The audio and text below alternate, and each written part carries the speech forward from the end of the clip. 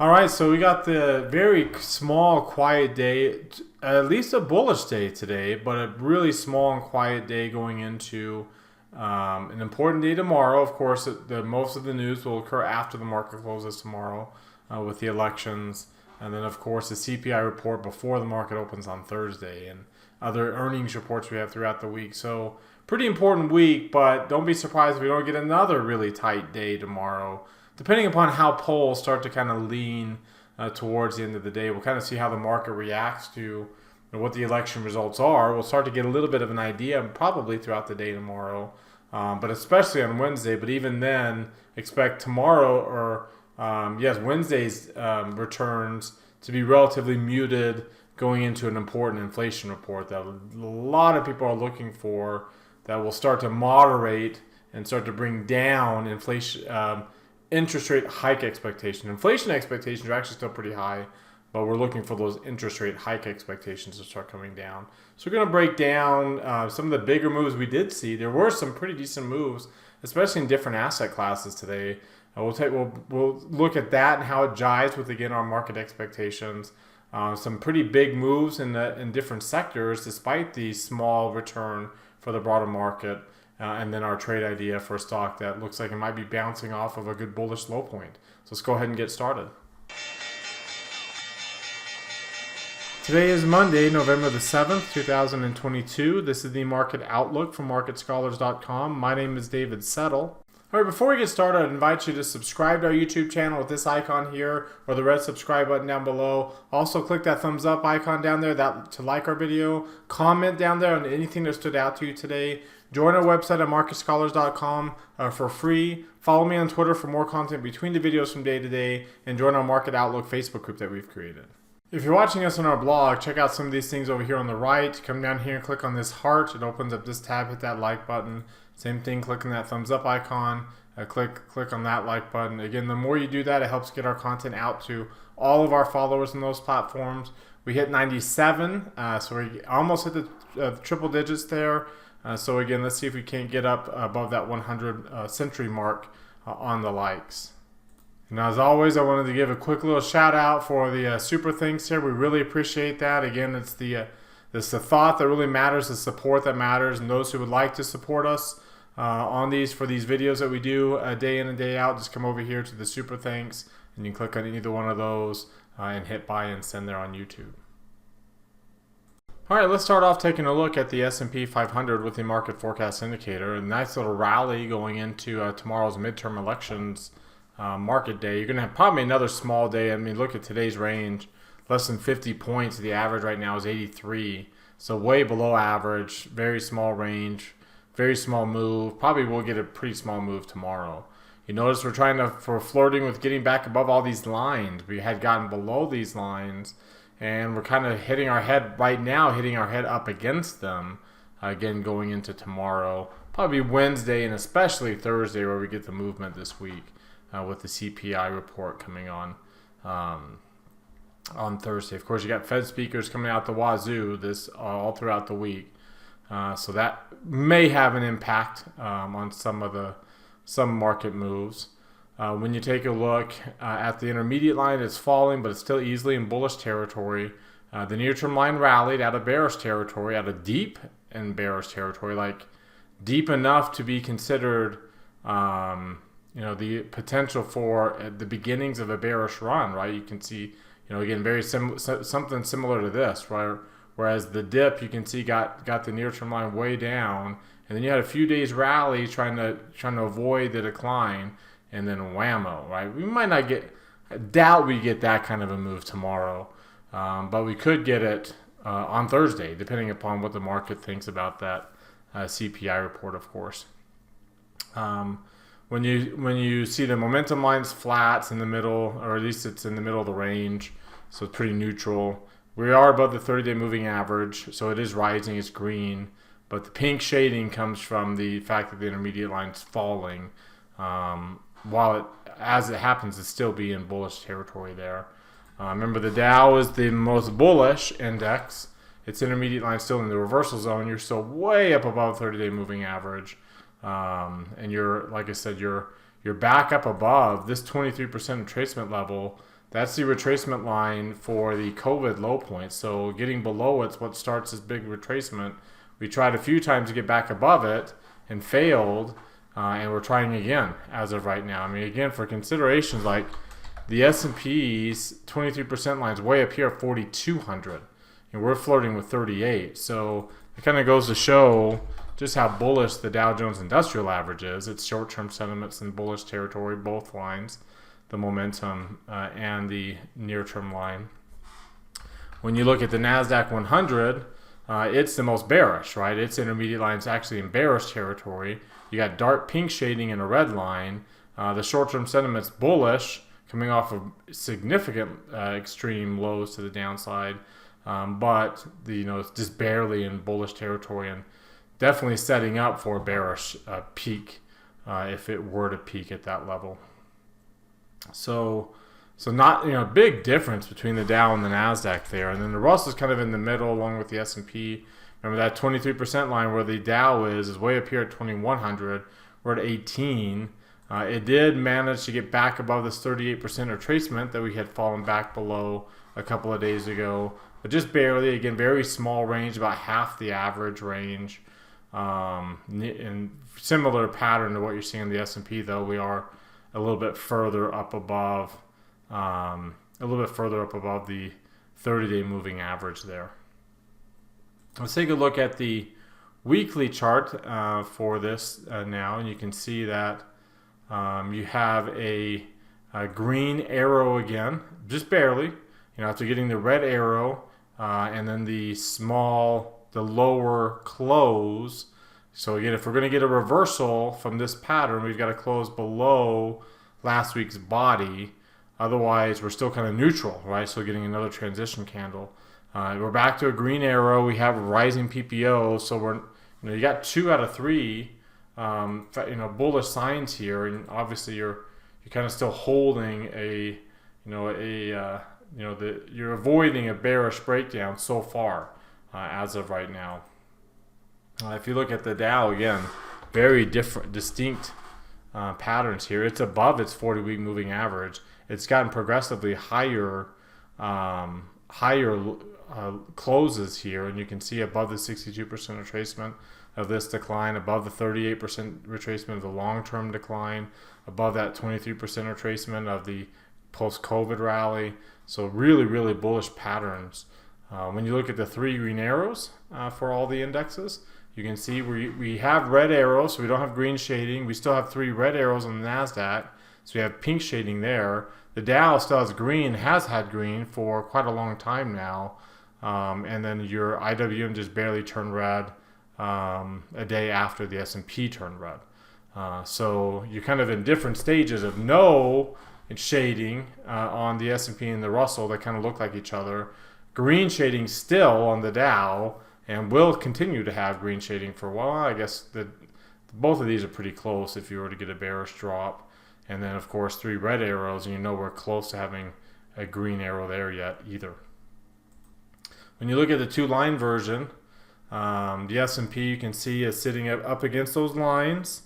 You're back above the 8-day moving average, so a pretty good bounce here off the 30. So that's actually a pretty good sign. The MACD is still below its moving average, so it's not the most bullish. We're not really taking off yet. Of course, if we were to get back up above, say like 385, that would be really good, right? You'd be well above the 8 and 17. The MACD would probably be turning up higher at that point, and you'd be back through all these lines. So that would be a pretty decent opportunity for the S&P. The Dow, you can see, is actually flirting with the 200-day. And, we've done this before, so this is hardly out of the ordinary. And it actually sets up, there's a bunch of resistance up here in terms of volume. So it's actually setting up for a pretty bearish peak. We've seen this before, like I said. And so it's setting that up there, and you are above the 8-day. The MACD, though, even though you're still way above the 17, the MACD is below its moving average. The MACD has peaked at a higher peak than what we've seen all year. So it's like, we're probably a little bit too bullish on the S&P or the Dow and really setting up for a failure, right? We failed up here, and you saw the bearish move. We're setting up for a failure type move again on the diamonds, especially, like I said, with all that volume. close through some of this area and we'll feel really good. Get above 331, that's 78%. So now we have impulse moves to the upside and retracements to the downside. We'll feel really good about things. But as of right now, the impulse moves are still to the downside with retracements to the upside. And this is one big retracement that, like I said, may be setting us up for failure. Probably would have been better, more healthy not to have gone up this much. And then we could have maybe set up a higher low point. But like we saw back in mid-August, when we get a little too, a little too optimistic, we kind of rally a little bit too much, and it's worse than just resistance holding in the first place. Let's take a look at some of the other oscillators for the S&P 500 here. You notice there's no trend going on right now, so we're neither bullish nor bearish. The positive just can't get above 25. The negative has, had been above 25 for quite a while, broke down below 20, got back up above 25, and now is back down. But again, no trend going there. You see no trend on the Ichimoku cloud either. There's just no established trend at all. You are still below the cloud, so there's some resistance up in that area. From that perspective, when you look at the RSI and the CCI, they're right smack dab, and you can't be more neutral than that on those. And you can see that as well on the Bollinger Bands. The bandwidth is starting to roll over with the index trading in the middle. Never did get up above or below for that matter, but in this case, since we were rallying, never did get up above that upper band. And for that matter, never did get above the upper Keltner channel either. Where is it? Right here. Never really got above the upper Keltner channel either. And now, your bands are outside the Keltner channels, but there's no trend. So that just means your volatility is probably going to come back in with no movement, no continuation of this trend that you have going on. The whole moving average we look at on occasion. You can see, we had been pretty bearish, but then we got the higher close, and as of right now, or what we did, close up above. It's the daily chart. So we did close up above that body. So you're back to kind of a bullish reversal, though you are still below the 20-day hull, and the parabolics are still up there. So pretty neutral, not bearish because we got that reversal, but we're not too bullish yet either because we're still below that moving average, still below all these lines. And still below, a parabolic SAR is still up above us. Again, looking at the diamonds, it's a little different story, right? We are below the 20-day hull, but it's still green. The parabolic SARs are still below us, so they're catching up pretty closely. We had a bearish reversal. It failed. We got the reversal back to the upside. The question is how much longer that reversal is going to last, considering this is a really long run on the 20-day hull.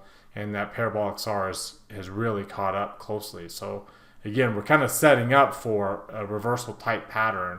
You can see that again here where it eventually catches up. We might get a little bit of a move higher, but it just ultimately sets you up for that leg lower to the downside there. Let's take a look at the volatility index. We've been looking at this quite a bit. The VIX is down again today. It's down into the neutral area, so in between 90 and 95%, right at 93%. It's at 24 and a half, so it's still kind of hanging in there. The volatility of the VIX jumped up a little bit, ended up finishing just below 80. So still very, very low volatility of the VIX and the VIX itself. Something that stood out that I believe it was Thrasher, Andrew Thrasher pointed out, and that was the correlation of the VIX to the S&P 500 over a 10-day window. It's really, really low. Or excuse me, it's really high. It's actually up above zero. And you can see it's not too common for it to be above zero, but when it is, when you get these peaks above zero, usually means your VIX is really low and you're setting up for a bounce to the upside. You had one right here, and you got a little bit of a bounce. You had one right here. This would be, and going on, right here's one of the bigger ones that sets you up for that bounce. Of course, you had a few over here above zero that set you up for ultimately the COVID rally. So you're setting it. This would be the highest low since all the way back in 2008 and 9. This would be the highest level that the VIX is at when the correlation has been above zero. So you are setting up. We talked about that with the VIX, the correlation with the VVIX as well. It's dropping back down to 70%. It's not extremely low like it was earlier in August when we had the rally to the upside, but it is getting lower, setting up again for another type of rally. You can see when you get these dips, even if they're not all the way to what we saw before, but when you get these dips, they tend to set up these rallies, and you had a couple here that set you up for that rally, and then you had some of these others that set you up for this rally up to the upside. So we're on a dip again below the 75th percentile, below the 70th, or right at the 70th percentile, again setting you up for, especially with the correlation of the VIX to SPX, and then how low the VVIX is itself on an absolute basis. You're setting up for a pretty decent move to the upside in the VIX here. Again, maybe a little bit too much to the downside for the type of market environment that we're in right now. One last thing I want to take a look at is the range of the day today. Higher high and a higher low. We closed above yesterday's high. So pretty good. I mean, despite the weakness, despite the really low volume, you can see it was low volume, the lowest volume we've seen. There's a big week coming up next couple of days. Big news, big macro events. So very low range, very small volume. You're pretty high on the range. You're above 2%. You're pretty high in the volumes, relatively speaking, for the year. So you have a couple small ones. So we'll see if that ends up turning into more downside. But again, it's going to be really hard for it to turn into more downside on the volumes and the ranges when the VIX doesn't have much downside left to it, with how low the volatility of the VIX is and everything else we talked about. That's kind of limiting the downside of the VIX and setting you up for more upside, which would typically correlates with increased volumes and increased ranges. And being above 2% is not bullish, right? You're still pretty volatile and still susceptible to more bearish moves until you get back below 2%. And then getting below 1% is pretty much established as a long-term trend going forward from there. All right, let's take a look at what's driving this action. You can see it's pretty much U.S. equities. They were the biggest winners for the day. Developed markets did okay too early, and then they tapered off at the end along with small cap stocks, and the Qs held up their value. On the other end of the spectrum, commodities were down after bouncing up here recently, and bonds were down. So that means bond yields are continuing higher, even though the dollar dropped significantly. So let's take a look at some of those charts here. Let's start off taking a look at the 10-year yield first. And you can see jumping back up to 4.21%. If we take a look at the yields here, the 3-month yield you can see was up to 4.22%. That there. The 2 years up to 4.73, and then the 10-year, of course, up to the 4.23. It's a pretty decent move. That's actually, the yield spread, it's actually turned back to positive on the 10-year to 3-month. The 2 to 10-year is still down, really significantly low levels. So those rising yields, so right now we're at 400 basis points. Remember, it's at 425 currently. It's a coin flip odds to be at 475 or 450 by December meeting. And you can see by February, you have about an 80% chance that you'll be at 500 basis points. So you have 100 basis points between these next two meetings priced in at an 80% probability. So whether it's 75-25 or 50-50, you got pretty high odds that you're going to be at 500. You have a 30% odds that you're going to be at 525, which, a month ago there was 0% chance. A month ago, instead of 80, we were only at 22% of being at 500. So you can see how drastically things have changed. But the 10 years kind of ramped back up above. The MACD is starting to turn up again. You see this in the TLT, moving back down. So it's on a bearish trend, making a new leg lower. I don't think it'll get lower on the MACD than this one. So you might get a little bit of a divergent low developing there. Of course, the biggest decliner was the dollar in the last yesterday and then so far tonight. You're getting a continuation of that decline. That has been bullish for equities recently. They have some weakness in the dollar. Getting below 29.5 will be a really significant benchmark for the greenback, because that's the 23% retracement of this big rally we've been on.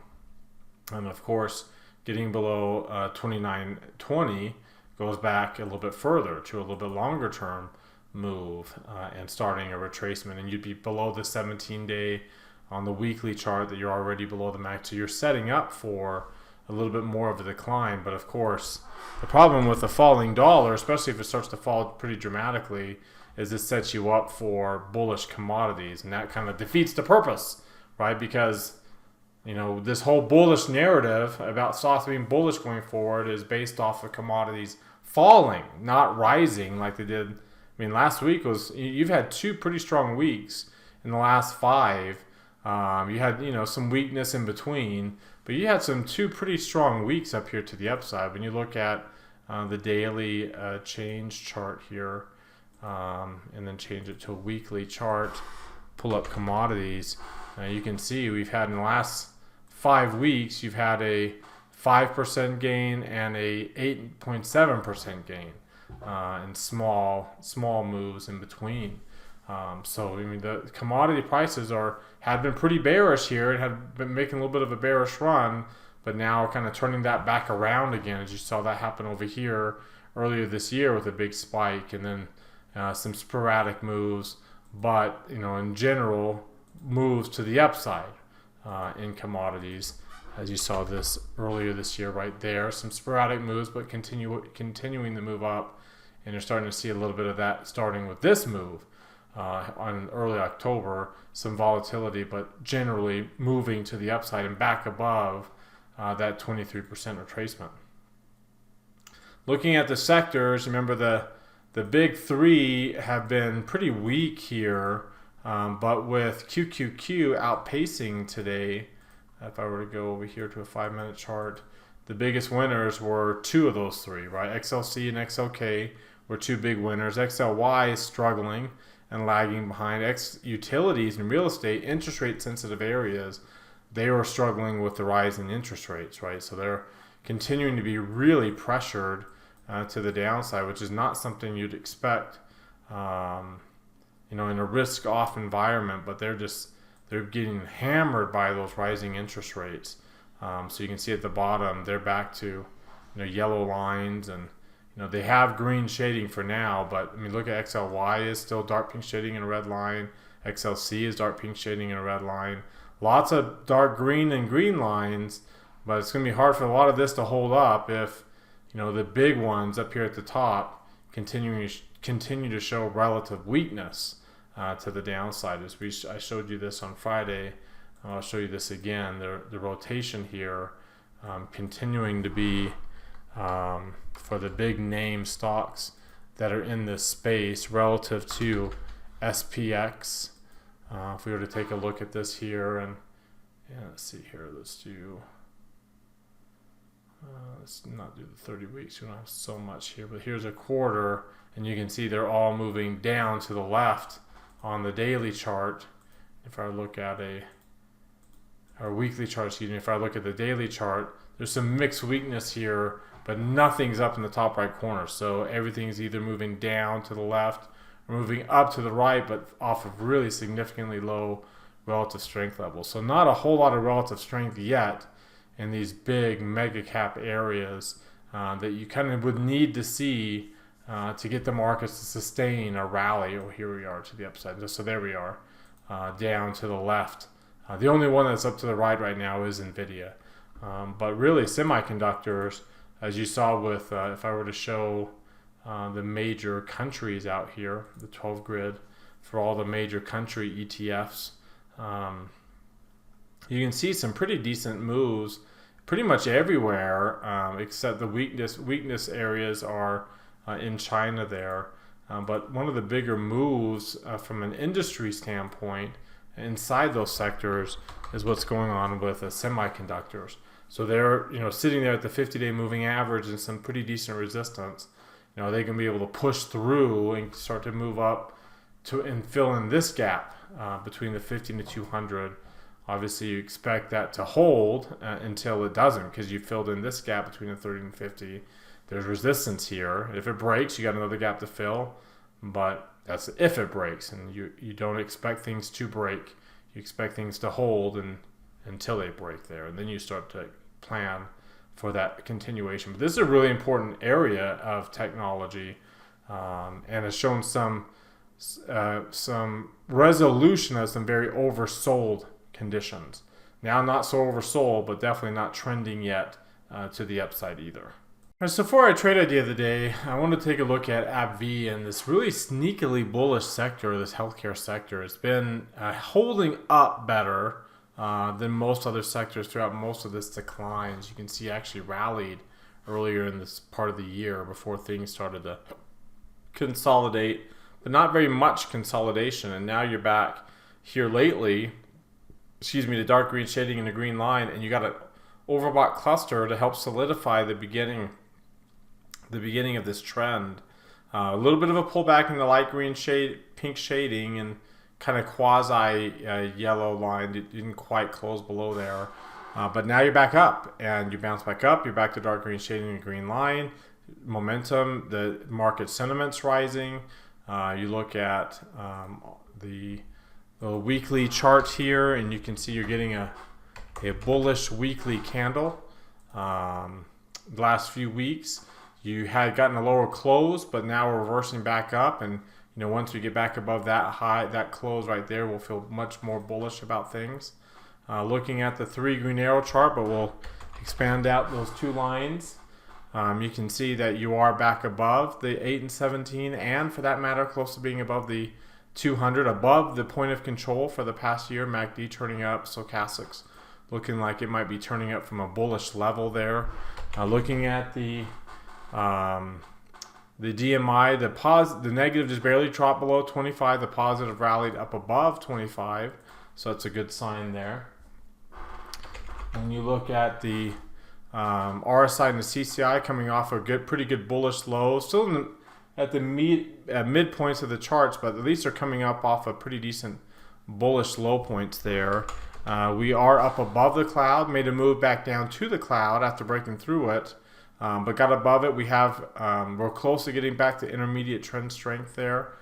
So pretty good signals all across the board right now. You can see we're in the midpoint of the chart, but working our way back up from being slightly below it to now being above it, with the bandwidth falling here, and like I said, above the point of control. So not the most, because of this, we're not breaking out to the upside. So it's not the most bullish setup, but it is a setup that we can do. As you can see here, we'll do a bull put spread, and you can see I already put it on here in the Market Outlook Live, selling the 145, which was kind of a lower mid-30s delta when we got into it, buying the 140. So this is what it looks like, selling and buying there, and then going in for let's see here, I've got a beta weighted. So here's our single symbol.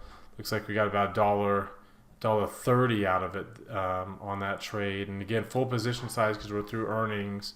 And you can see that sets up my bull put, or my break even point, below this pullback low. So when you look at this latest little pullback here, my break even point's down below that. So if we were to kind of reverse all of this and break back down towards 140, we're going to want to be out of it, right?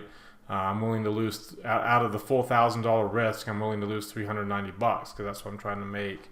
Of course, if it breaks down before I lose $390, then we'll probably just take that whatever loss it is, small loss, and then move on to something else. All right, that does it for today. You've heard from me now. Now I want to hear from you. Use that link popping out in the top right corner of your screen. That takes you to our Market Outlook forums. Open up any new thread with any questions or comments you have. Reply to anybody else's thread. And let's keep this conversation going in between videos. Again, thank you very much for watching. Remember to subscribe to our YouTube channel. Hit that thumbs up icon. Comment on the video.